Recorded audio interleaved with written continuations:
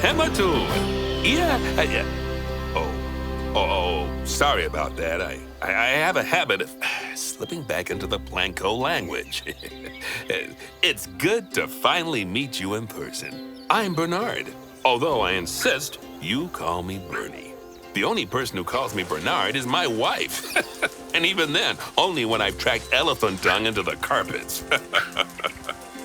As you know, I own several zoos, but I always like to show people the ropes here at my home. This is the first zoo I ever opened, and a source of great pride for me. And prides, thanks to a lion breeding program we ran in the 80s. But we're in the middle of a big renovation, and that's where you come in. Sadly, our old contractor had to retire after developing a fur allergy. Poor devil kept sneezing his dentures into the lion habitat. So, it's up to you to finish everything off. Don't worry, though. I'm not completely throwing you in at the deep end. My head keeper, Nancy Jones, will be lending a helping hand. Oh, she's a hard worker, and she'll expect you to be too. But I'm sure you'll get along like a house on fire, or even better, one that isn't on fire. Less shouting that way.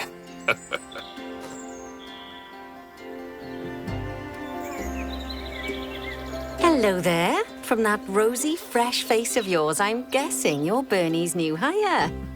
Good. Now, I hope you're ready to ditch your diploma because we're about to get really hands-on. But before we begin the real work, how about we familiarize you with the zoo by learning how to fly around it and visiting some of our beautiful animals? We'll start by popping over and having a look-see at the grizzly bears in their habitat. Did you know that grizzly bears, also known as Ursus arctos horribilis, can hibernate for up to 7 months a year? Oh, but then again, given the chance, I think a lot of people would do that too. Select one of the bears and you'll bring up its information panel.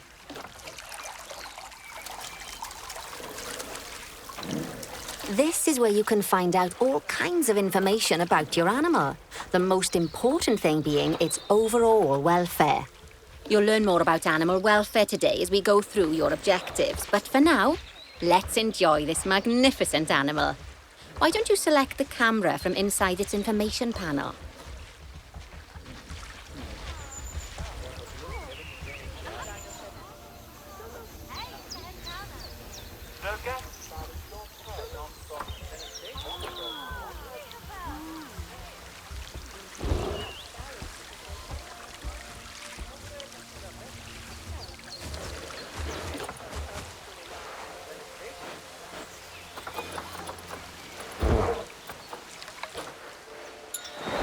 See, now this is a fantastic way to get a close look at your animals.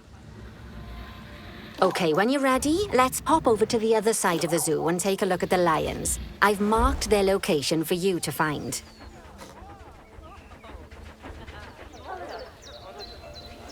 Panthera leo leo, or the West African lion to you and me.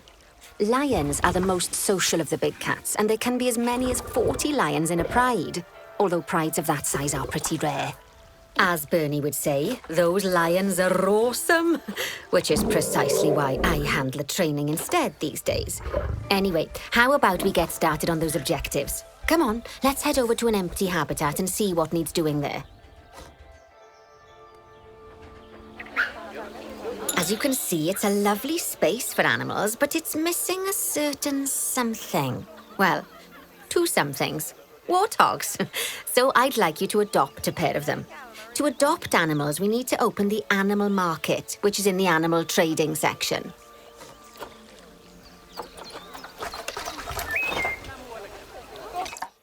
There we are. A pair of perfectly splendid warthogs for our zoo. Just select them and choose Adopt. Normally, the animal exchange would be full of animals, but I've emptied out the market while you learn how it works. The last thing I need is you accidentally ordering a dozen elephants.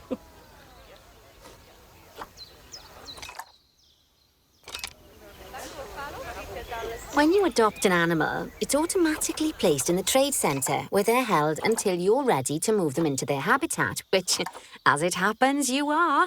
So how about you move them into their new home?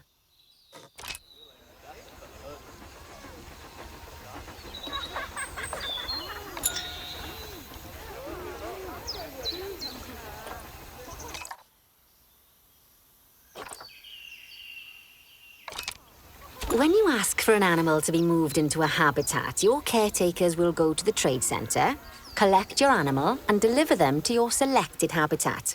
I've marked the trade centre's location, so let's go and watch the caretakers in action.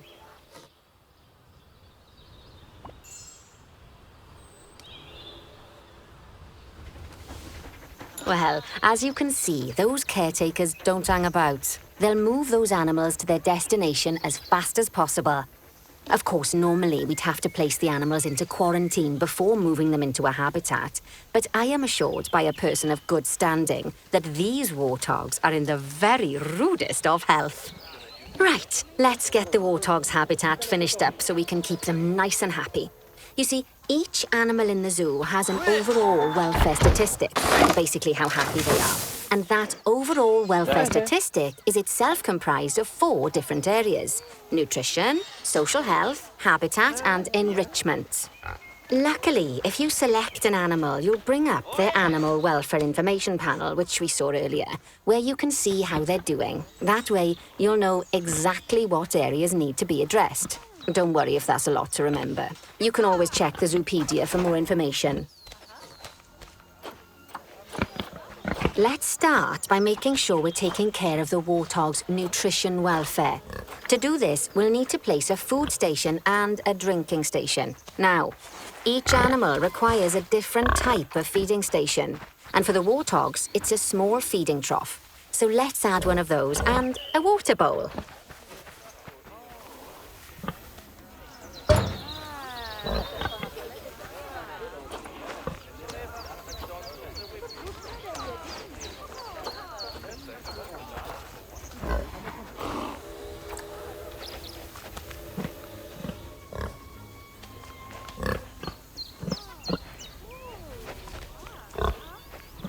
Animals also require stimulation to keep them happy. Let's add a lovely mud bath for the warthogs to roll around in. That bath will count towards their enrichment welfare, specifically their toy enrichment welfare.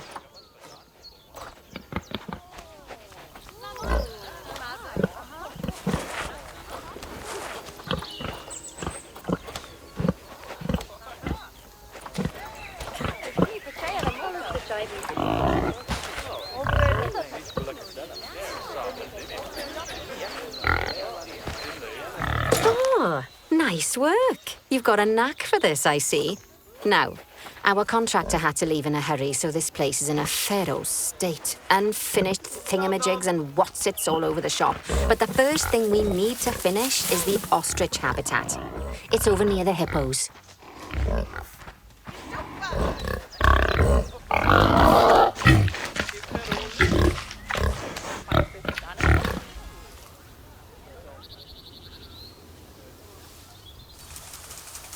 Oh, before we actually start building our ostrich habitat, let's pause time for a moment.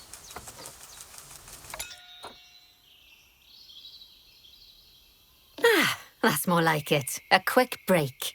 Sometimes it's a good idea to pause the game whilst you're doing something which requires your concentration, because it'll stop the zoo spinning out of control while you're looking the other way.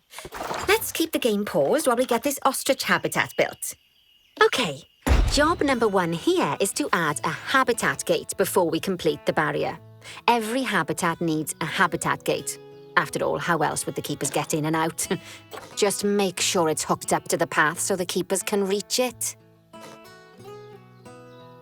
Right, let's complete the perimeter barrier so we can adopt us some ostriches. I've marked out an area for you to use, so I'd like you to finish off the perimeter using the brick barrier.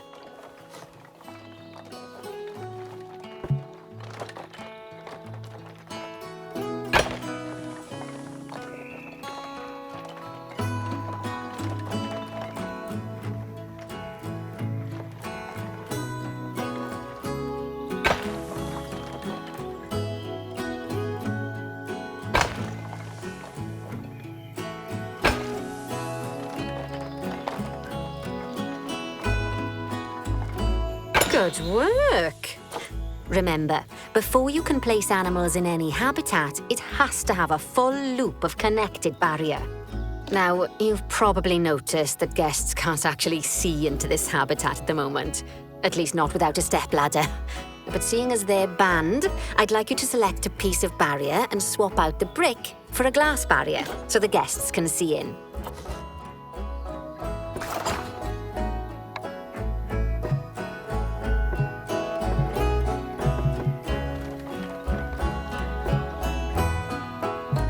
There we go.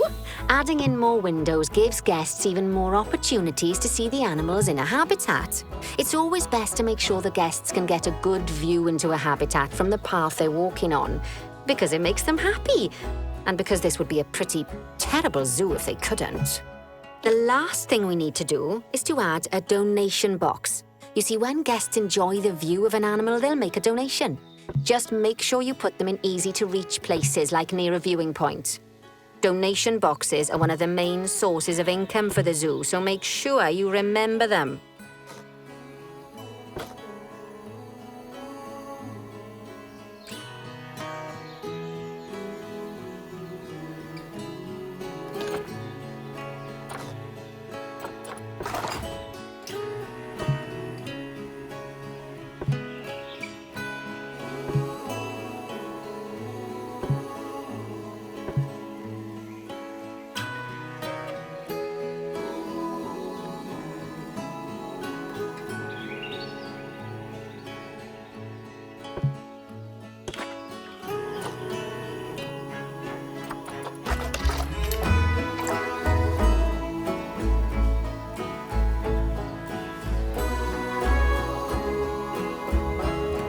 Now, before we adopt our ostriches, you should unpause time.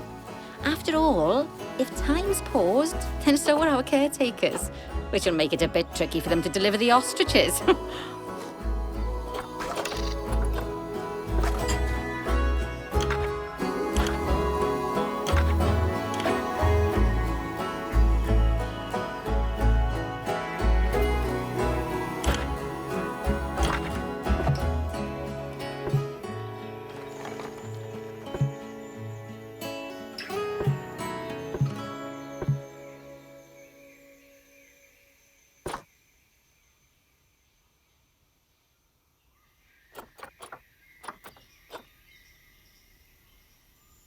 Oh, by the way, as well as pausing time, you can also speed it up. It'll run everything at 2 times and 5 times faster. It can be useful, especially if you're waiting for money to accumulate or for animals to be delivered to your habitat. Personally, I use it when I'm waiting for a brew to finish. All right, you've finished the habitat, so it's high time we adopted those ostriches, don't you think? Let's get 4 of them in here.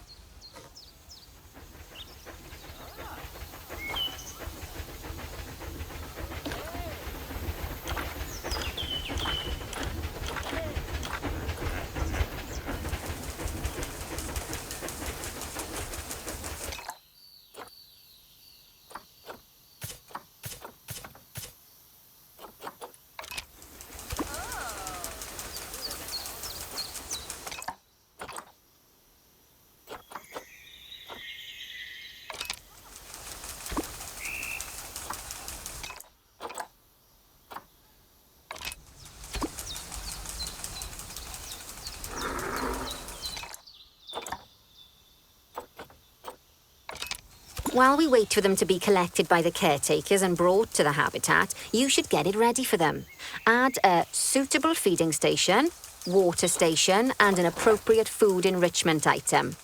It's often best to place things like enrichments and feeding stations near to the habitat perimeter, so guests can get a really good view of the animals.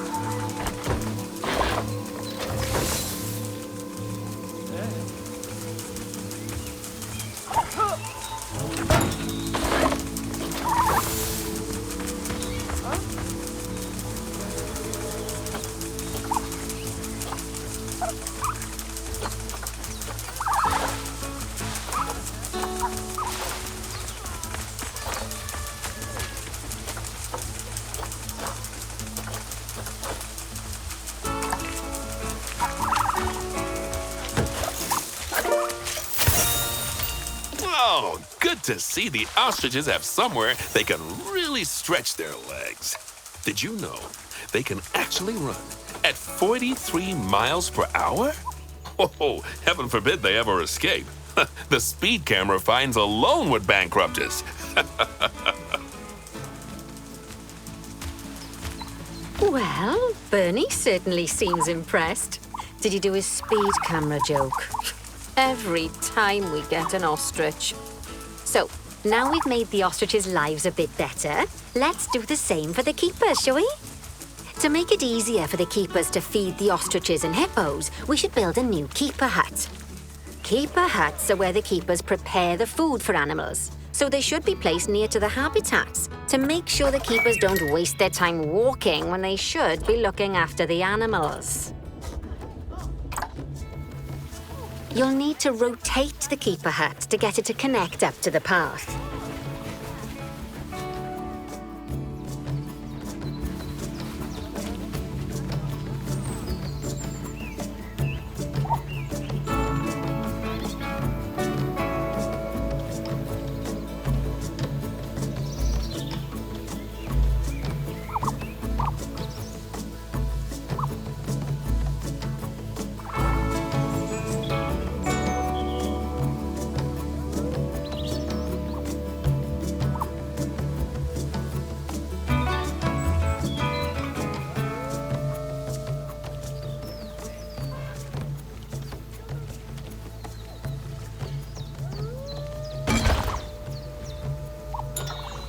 This keeper hut only has space for one keeper, but the larger keeper hut can allow multiple keepers to prepare food at the same time. Oh, but bear in mind that keeper huts and other staff facilities shouldn't be placed near to areas where there are lots of guests. Guests don't like seeing facility buildings, and it can affect their happiness. Negatively, in case that wasn't clear.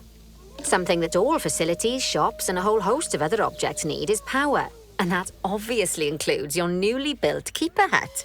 So let's place a transformer next to it, shall we?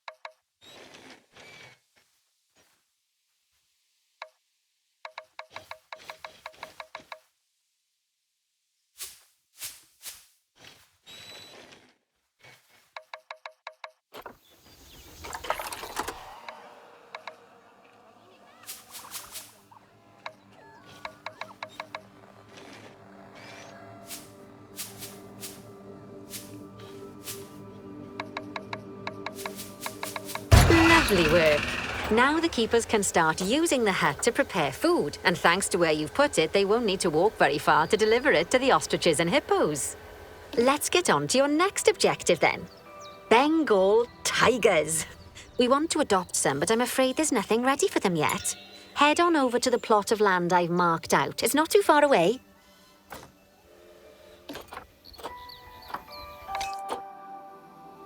Righty, your next job is to build a habitat from scratch.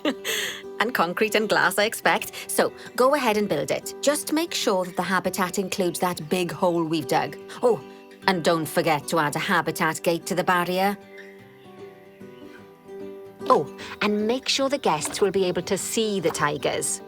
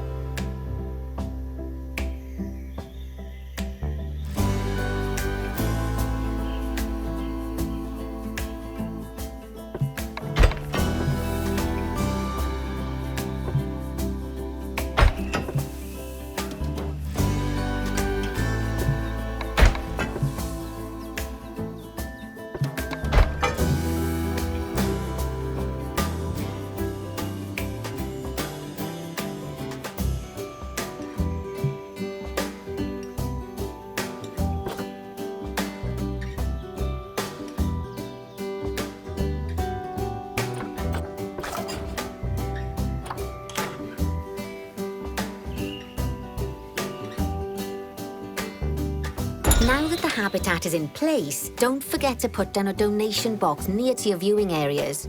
We need every dollar we can get. Especially as these tigers aren't exactly eating instant noodles for lunch.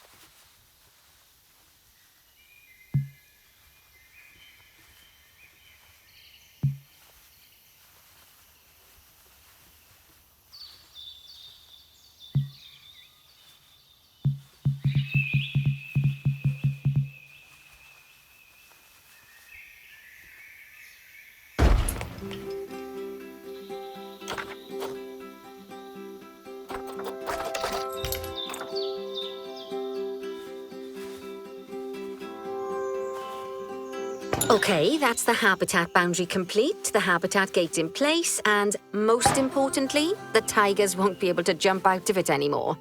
I think it's time we adopted those tigers.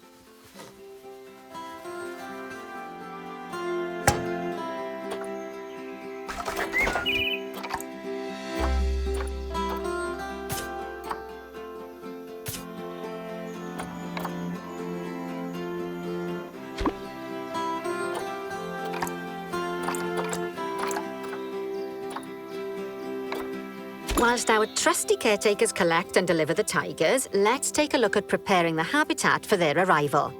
We'll start with the basics. Add a suitable feeding station for them.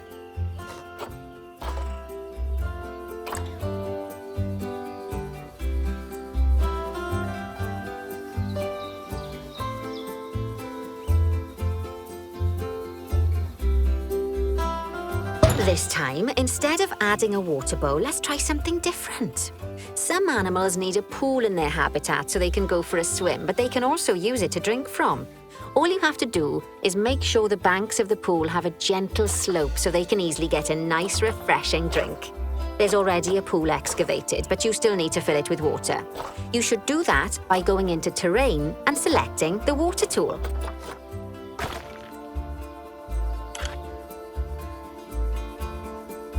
Yes, that'll do nicely. Of course, just like the warthogs and ostriches, these tigers will also need some enrichment. Why don't you add some suitable toy and food enrichment items into their habitats?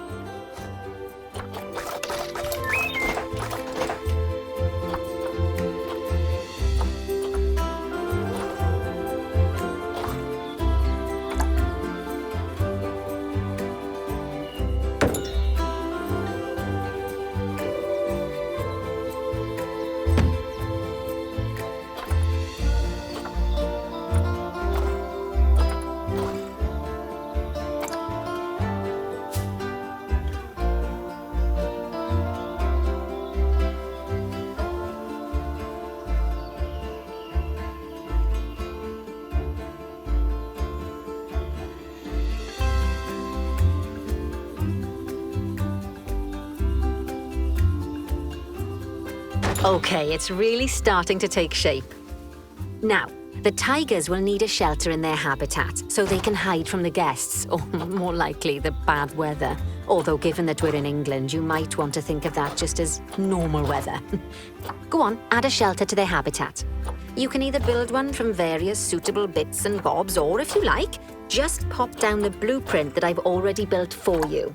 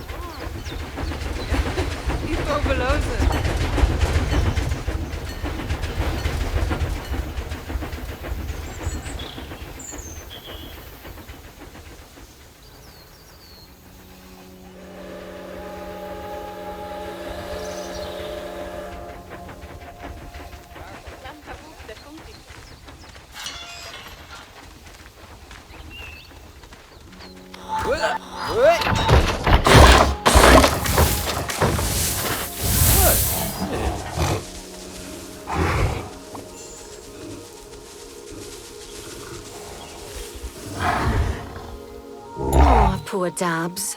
I'm sure it can't have escaped your attention that the tigers look a bit miffed. That's because they aren't too keen on the type of terrain in their habitat. Select a tiger and bring up its information panel. Rightio. Head over to the Terrain tab. That way you can view the terrain information and see how they feel about different types of terrain. That'll tell you what the tigers need more of or less of in this habitat.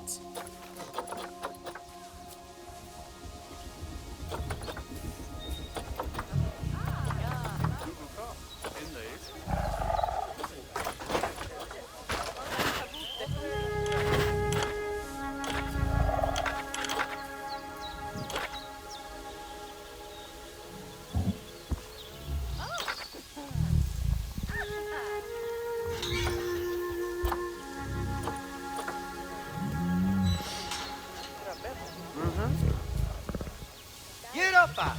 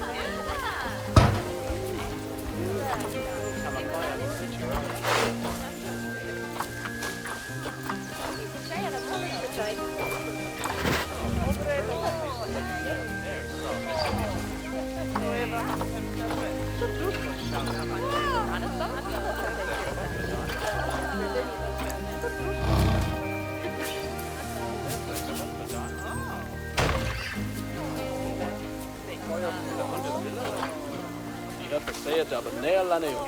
Yemen and Janilla and Modesta.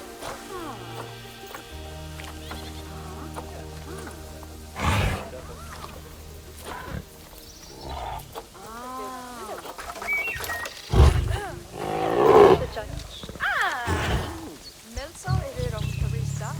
Gela is. No varför så great. Den heter ju. On the Pazal. Alla rote.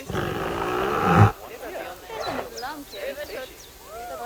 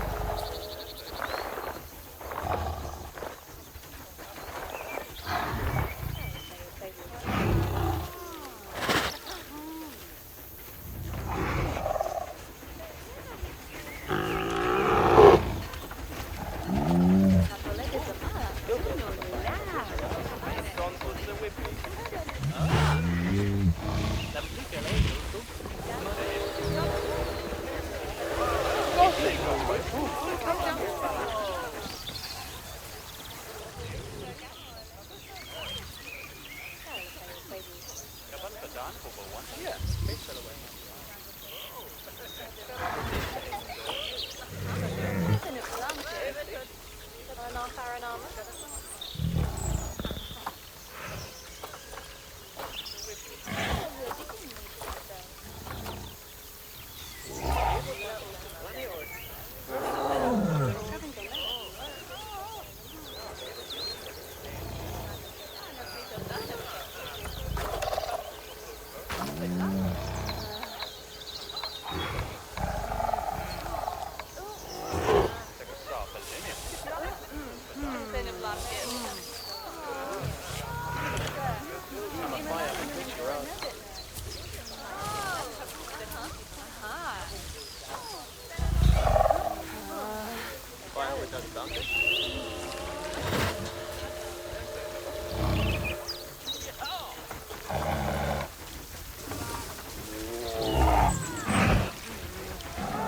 As on time.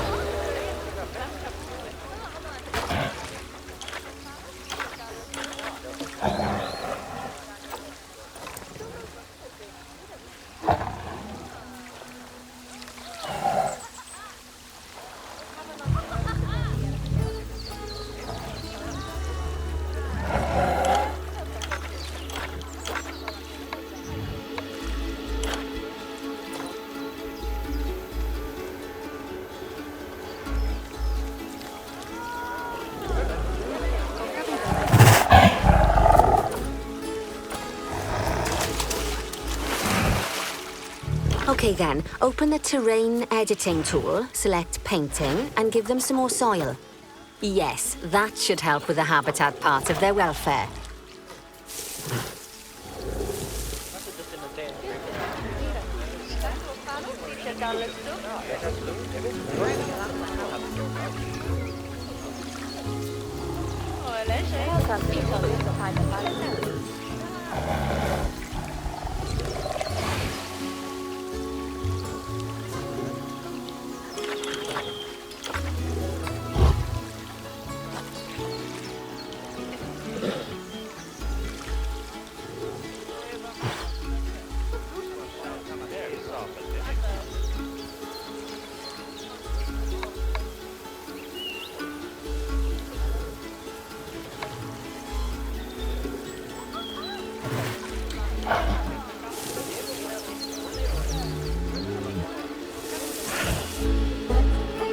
Right then, all animals need plants and trees from their own biome or continent. You know, deserts, savannas, Eurasia, Europe, that sort of thing. It looks like these tigers need a few more plants in their habitat. To get a perfect fit, use plants from the rainforest and temperate biomes that are native to Asia. Although if you have to, you can get away with using just one or the other. The tigers will also want a certain amount of their habitat to be covered by those plants. To find out which plants to use and how many, select a tiger and go to the Environment tab.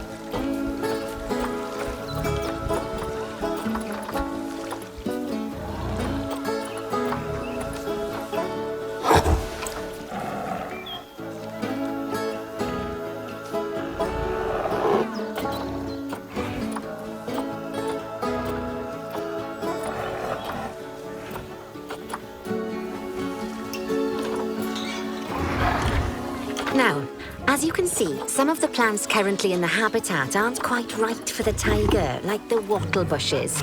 You can remove them if you want.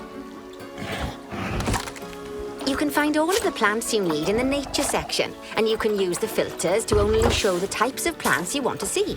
In this case, that's plants from the rainforest or temperate biomes.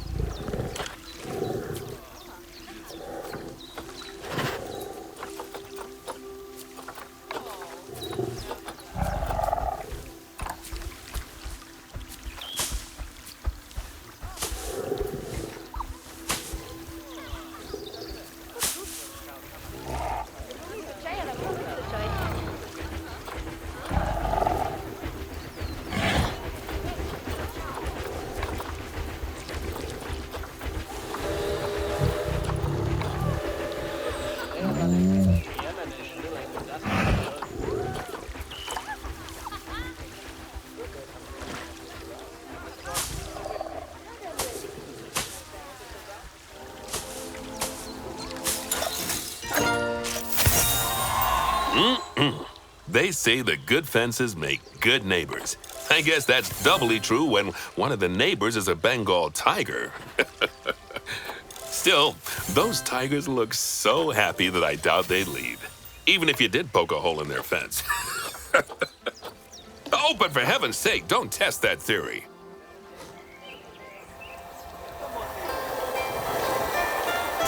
Right, let's head over to the Indian peafowls. I've been told that we need to improve their social welfare. Now then, just find one of the peafowls and select them to open their information panel. Then we can have a good gander at how they're doing.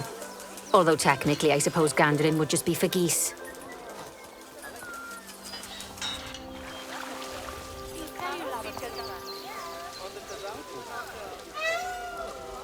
Expand their social welfare and we can get a bit more detail.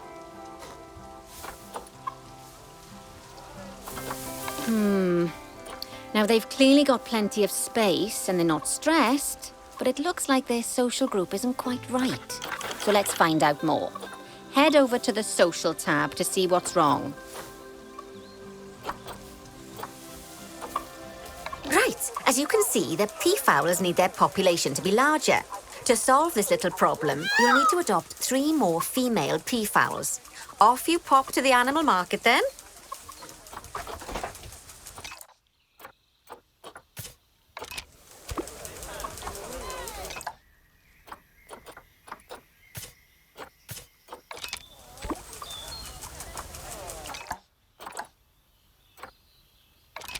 Good work on those peafowls. I expect they'll be delivered soon. But sadly, it sounds like our snow leopard is a bit grumpy. Let's head over there and see what's wrong with her.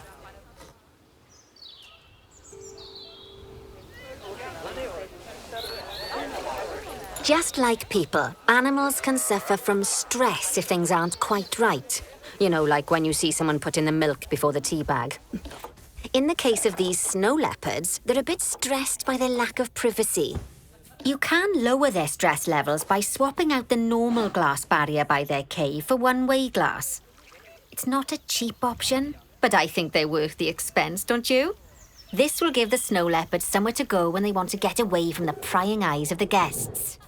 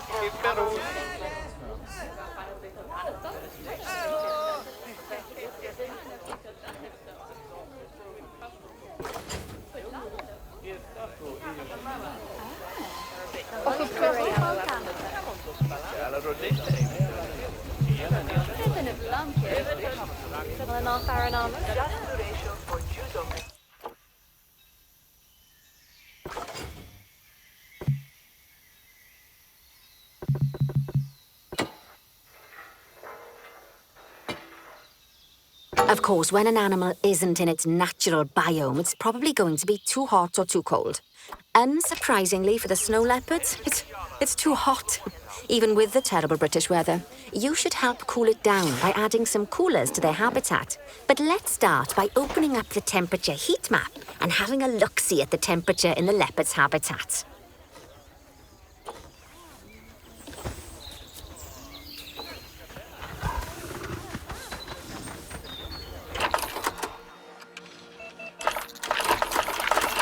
As you can see, we already have one cooler in there. Let's pop some more down and get as much of the habitat as chilly as we can. Luckily for us, this habitat already has power, but you'll need to make sure of that in the future. Just so you know, if any part of a habitat is powered, then the whole habitat will be powered.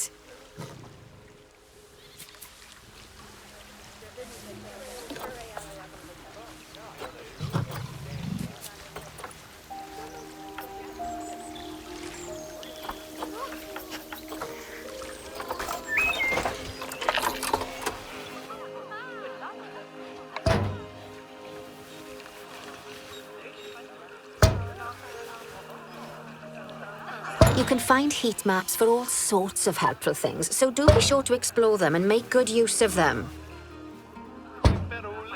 It'll take a little while for the temperature to adjust once you've added coolers or heaters, but now we've got the coolers in, we can address the leopards' terrain welfare. You see, what the leopards really want in here is snow and rock, so let's make that happen.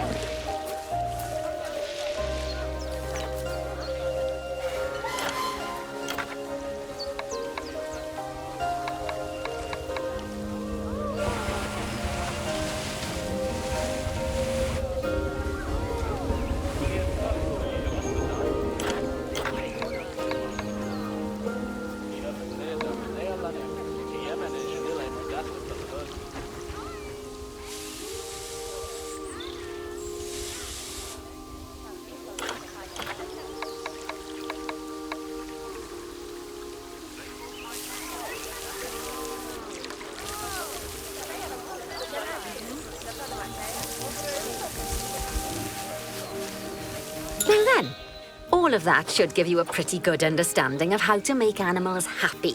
So I'd like you to go and check on all the other animals in the zoo and fix up any issues with their habitats. That'll increase the average welfare of the animals across the whole zoo.